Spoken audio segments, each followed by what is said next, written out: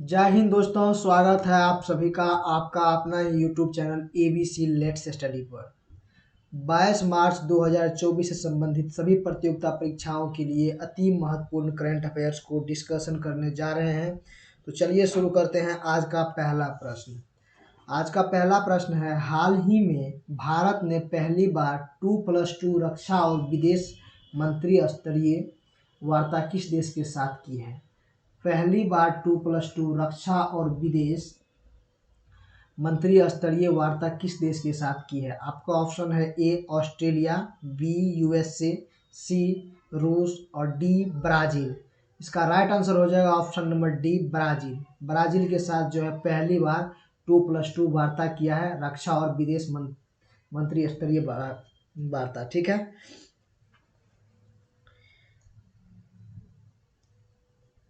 अभी जो है ये पहली बार हुआ है। और ब्राज़ील जो है कौन से कॉन्टिनेंट में है? ब्राज़ील जो है दक्षिण अमेरिका में जो है, ठीक है, साउथ अमेरिका कॉन्टिनेंट में जो है ब्राज़ील आता है। और ब्राज़ील जो है साउथ अमेरिका कॉन्टिनेंट की सबसे बड़ा देश है। और ब्राज़ील जो है एरिया और पॉपुलेशन में दोनों में ही जो है दुनिया का 5वां नंबर का सबसे बड़ा देश है। 5th नंबर पे आता है एरिया और पॉपुलेशन। एरिया और पॉपुलेशन दोनों में जो है 5th नंबर में आता है। ठीक है, ब्राज़ील। अमेजन वर्षा वन जो है ब्राज़ील में ही है, जिसे पृथ्वी का फेफड़ा भी कहा जाता है, अमेजन वर्षा वन को। ठीक है, विश्व में सर्वाधिक जैव विविधता जो है यहीं पाया जाता है, अमेजन वर्षा वन में, ब्राज़ील में ही। ठीक है, यहाँ कॉफ़ी के उत्पादन में जो है ब्राज़ील जो है फर्स्ट स्थान पे है, पूरे विश्व में कॉफ़ी उत्पादन में फर्स्ट स्थान पे है। यहाँ के कॉफ़ी बागान को जो है फेजेंडा कहते हैं। फेजेंडा जो है नाम है यहाँ के कॉफ़ी बागान का, फेजेंडा नाम है। और यहाँ पे एक पोर्ट है, सेंटोस पोर्ट, उसको जो है कॉफ़ी बंदरगाह के नाम से जाना जाते हैं। ठीक है, अभी ब्रिक्स में जो है ब्राज़ील शामिल है। ब्रिक्स में जो है अभी अर्जेंटीना जो है शामिल नहीं हुआ है। ठीक है, 5 देश शामिल हुआ है, उसमें अर्जेंटीना शामिल नहीं हुआ है। ठीक है, अर्जेंटीना भी जो है साउथ अमेरिका महाद्वीप में ही है। ठीक, और अर्जेंटीना का जो राजधानी है वो ब्यूनस आयर्स है। ठीक है, और यहाँ के अर्जेंटीना के घास के मैदान को क्या कहा जाता है? पंपास कहा जाता है। ठीक है, और अर्जेंटीना में ही जो है एक पेटागोनिया मरुस्थल है अर्जेंटीना में। ठीक, आगे बढ़ते हैं। आज का दूसरा प्रश्न, हाल ही में USA ने पेट्रोल से चलने वाली कारों की बिक्री पर कब से प्रतिबंध लगाने की घोषणा की है? USA ने पेट्रोल से चलने वाली कारों की बिक्री पर कब से प्रतिबंध लगाने की घोषणा की है? ऑप्शन नंबर ए 2025, बी 2030 और सी वर्ष 2035 और डी वर्ष 2040। इसका राइट आंसर हो जाएगा ऑप्शन नंबर सी वर्ष 2035। ऑप्शन नंबर सी वर्ष 2035। यूएसओ ने जो है यहाँ के प्रेसिडेंट जो बाइडेन साहब ने घोषणा कर दिया है कि 2035 से जो है पेट्रोल कार जो है यहाँ पर बैन हो जाएगी, बंद हो जाएगी। ठीक है, इलेक्ट्रिक कार वगैरह चलेगी बढ़ावा देने के लिए। ठीक है, इलेक्ट्रिक कार में क्या होता है कि कार्बन एमिशन कम होगा। ठीक है, शून्य कार्बन का उत्सर्जन जो है, मतलब कार्बन नेट जीरो का जो लक्ष्य भारत ने रखा है वो कब तक रखा है? तो 2070 तक जो है भारत को, 2070 तक जो है नेट जीरो कार्बन करना है भारत को। ठीक है, और दुनिया ने कब तक रखा है? दुनिया ने जो है 2047 तक रखा है। ठीक है, इलेक्ट्रिक व्हीकल को बढ़ावा देने के लिए जो है इंडिया में कौन सा योजना चल रहा है भारत में? तो फेम योजना चल रहा है। ठीक है, आगे बढ़ते हैं आज का तीसरा प्रश्न की ओर। तीसरा प्रश्न है, हाल ही में आईओसी ने किस देश के एथलीटों को पेरिस ओलंपिक खेल में उद्घाटन समारोह में राष्ट्र की परेड में भाग लेने पर रोक लगा दी है? आईओसी ने किस देश के एथलीटों को पेरिस ओलंपिक खेल में उद्घाटन समारोह में राष्ट्रों की परेड में भाग लेने पर रोक लगा दी है? ऑप्शन ए रूस, बी बेलारूस, सी इजराइल और डी ए एंड बी दोनों। इसका राइट आंसर हो जाएगा option number D A and B दोनों। ए एंड बी दोनों। ठीक है, आईओसी इंटरनेशनल ओलंपिक कमेटी है, आईओसी। ठीक है, इंटरनेशनल ओलंपिक कमेटी है आईओसी। इसकी स्थापना जो है 23 जून 1894 को हुआ था। 23 जून 1893 को जो है इसकी स्थापना हुआ था, 1893 को। और इसका जो है 33वां क्रम का जो है पेरिस में भी 2024 में होने वाला है। ठीक है, और आईओसिया का जो हेड क्वार्टर है कहाँ है, लुसाने स्विट्जरलैंड में है। ठीक है, तो इसी उद्घाटन समारोह में जो है रूस और बेलारूस को जो है परेड में उद्घाटन समारोह में राष्ट्र की परेड में भाग लेने से रोक लगा दिया है। क्यों? क्योंकि इन्होंने जो है यूक्रेन के साथ रसिया ने युद्ध किया था और बेलारूस ने इसका साथ दिया था, इसीलिए दोनों को जो है प्रतिबंध लगा दिया है। ठीक, यहाँ पर क्या होगा, कोई मतलब रूस के खिलाड़ी जो तो भाग लेंगे लेकिन राष्ट्र के नाम से भाग नहीं ले पाएंगे। ये दोनों देश के खिलाड़ी वो जो है इंडिविजुअल में भाग लेंगे। ठीक है, व्यक्तिगत श्रेणी में भाग लेंगे, मतलब ये हुआ। ठीक है, पहली बार ओलंपिक कब हुआ था? 1896 में एथेंस में हुआ था। कब हुआ था पहली बार? 1896 में जो है ग्रीस की राजधानी एथेंस में जो है पहली बार हुआ था। ठीक है, फर्स्ट टाइम हुआ था इसमें। और 32वां कब हुआ था? टोक्यो में हुआ था, जिसमें भारत का रैंक जो है 48वां था। ठीक है, टोक्यो में हुआ था।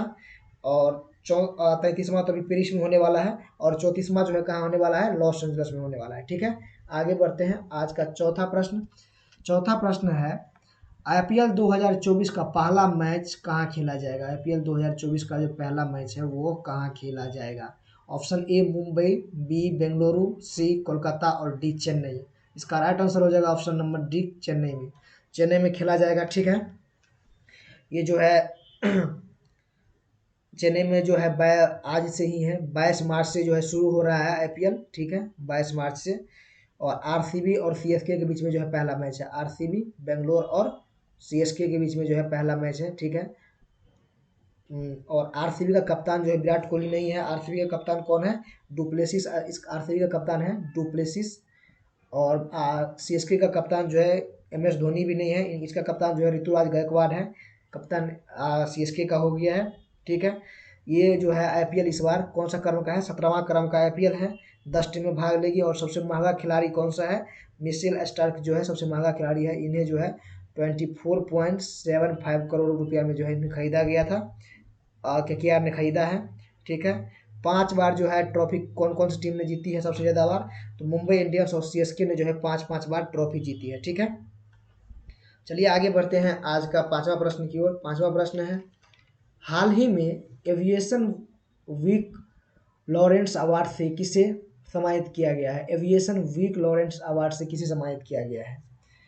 आपका ऑप्शन है ए प्रधानमंत्री, बी आरबीआई गवर्नर, सी इसरो और डी नीति आयोग। इसका राइट आंसर हो जाएगा option number C NITI Aayog, sorry option number C ISRO को।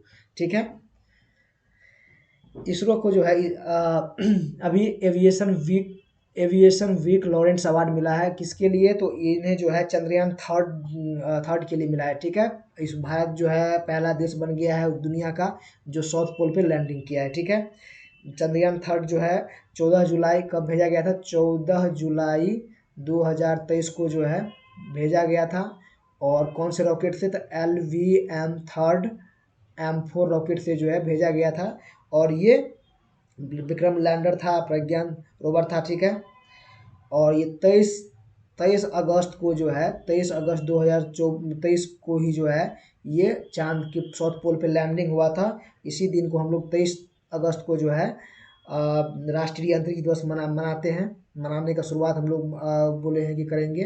ठीक है, और जो है जिस पॉइंट पे लैंड हुआ है उस पॉइंट का नाम जो है शिव शक्ति पॉइंट रखा गया है। ठीक है, इसरो के बारे में जानते हैं। इसरो का जो स्थापना कब हुआ था? 15 अगस्त 1969 को हुआ था। 15 अगस्त 1969 को हुआ था। 1969 को जो है इसरो की स्थापना हुई थी। और हेडक्वार्टर इसका कहाँ है? बेंगलोर में इसका हेडक्वार्टर है। अभी इसका चेयरमैन कौन है? हेड एस सोमनाथन साहब जो है इनका हेड है अभी। और इनकी जो है आत्मकथा का नाम क्या है? शेर जिसने चांदनी पी ली। ठीक है, आगे बढ़ते हैं। आज का छठा प्रश्न, छठा प्रश्न है हाल ही में केंद्र सरकार ने किसे मूल्य अस्थिरीकरण कोष के तहत लाने की घोषणा की है? केंद्र सरकार ने मूल्य अस्थिरीकरण कोष के तहत लाने की घोषणा की है। ऑप्शन नंबर ए चावल, बी गेहूं, सी बाजरा और डी ए एंड बी दोनों।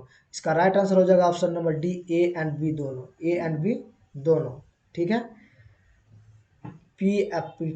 इसे जो है मूल्य स्थिरीकरण कोष जो है PSF बोलते हैं। ठीक है, स्टेबलाइजेशन प्राइस स्टेबलाइजेशन फंड। ठीक है, इसमें जो है एक फिक्स प्राइस किया जाता है। ठीक है, इससे क्या फ़ायदा होने वाला है इससे, जैसे कि फ़ायदा ये होगा किसान और उपभोक्ता दोनों को जो है नुकसान नहीं होगा। यानी कि कभी जो है इतना सस्ता हो जाता है सामान कि किसान को बहुत नुकसान हो जाता है, और कभी इतना महंगा हो जाता है कि उपभोक्ता जो कंज्यूमर होता है उसको बहुत ज़्यादा घाटा लग जाता, नुकसान होने लगता है। इसीलिए जो है PSF के तहत लाया है कि जैसे कि कभी महंगा हो गया सामान तो जो है सब्सिडी वगैरह देंगे, उसको छूट करेंगे सरकार दे के, और यदि कभी सस्ता हो गया तो सरकार खुद पे करेंगे उन किसानों को, ठीक है। किसानों से लेकर के कहीं पर स्टोर करेंगे और उनको खुद पे करेंगे, ठीक है। इनमें गेहूं और चावल को भी शामिल किया गया है, और इससे पहले जो है टमाटर, आलू, प्याज पहले से ही शामिल है, लेकिन फिर भी हमारी गवर्नमेंट की ये नाकामयाबी है कि टमाटर के दाम हमेशा बढ़ जाते हैं, इतने ज़्यादा बढ़ जाते हैं, ठीक है। चलिए आगे बढ़ते हैं। आज का सातवां प्रश्न।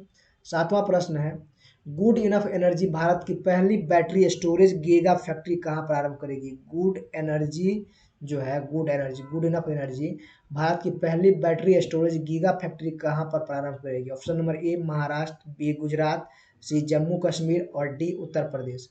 इसका राइट आंसर हो जाएगा option number C, Jammu Kashmir में। Option number C, Jammu Kashmir में ही जो है ये गुड इनफ एनर्जी जो है अपना गीगा फैक्ट्री प्रारंभ करने वाली है, ठीक है। ये भारत का पहला है।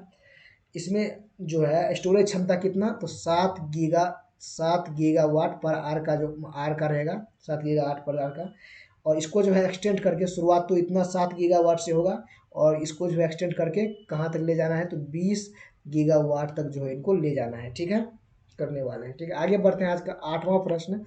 आठवां प्रश्न है, हाल ही में भाषा नेट पोर्टल किसने लॉन्च किया है? भाषा नेट पोर्टल जो है किसने लॉन्च किया है, भाषा नेट? ऑप्शन नंबर ए शिक्षा मंत्रालय, बी गृह मंत्रालय, सी वित्त मंत्रालय और डी इलेक्ट्रॉनिक्स और आईटी मंत्रालय। इसका राइट आंसर हो जाएगा option number D, electronics and IT मंत्रालय ने भाषा नेट पोर्टल लॉन्च किया है, ठीक है।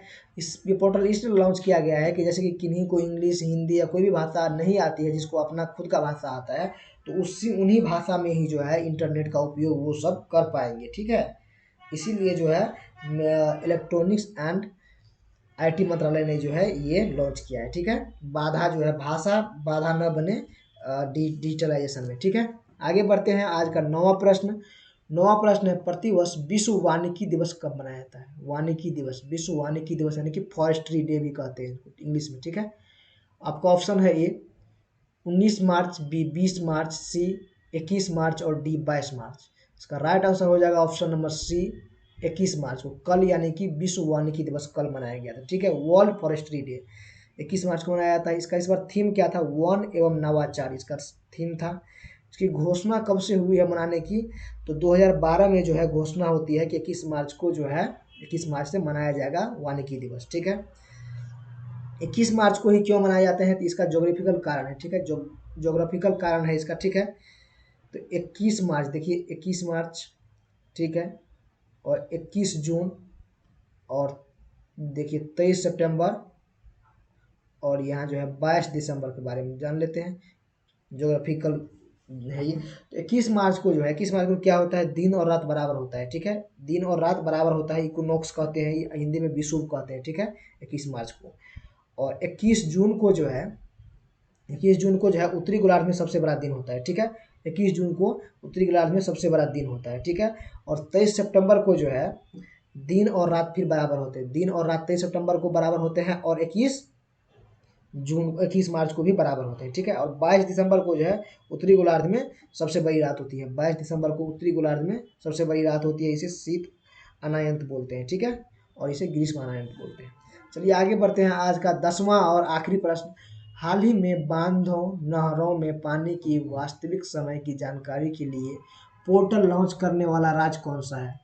बांधों, नहरों में पानी की वास्तविक समय की जानकारी के लिए पोर्टल लॉन्च जो है कौन सा राज्य करने वाला? Option A Punjab, B Rajasthan, C Haryana और डी गुजरात। इसका राइट आंसर हो जाएगा option number B, Rajasthan. Option number B, Rajasthan. Rajasthan ने जो है रियल टाइम मॉनिटरिंग के लिए जो है यही एक पोर्टल लॉन्च कर किया है, ठीक है। जिससे क्या होगा कि बाढ़ और सूखा को जो है समय से पहले इस पे नियंत्रण पा लिया जाएगा, ठीक है। सीएम यहाँ के कौन है? भजन लाल शर्मा है, इन्होंने ही जो है लॉन्च किया है, ठीक है। सुदर्शन सेतु जो है, सुदर्शन सेतु कहाँ पर है? तो सुदर्शन सेतु जो है गुजरात में है, ठीक है। और ये देश का सबसे बड़ा केबल ब्रिज है। देश का सबसे बड़ा केबल ब्रिज जो अभी कौन है, सुदर्शन सेतु है, गुजरात में है, ठीक है। Thank you. Like subscribe and share कीजिएगा अच्छा लगा हो।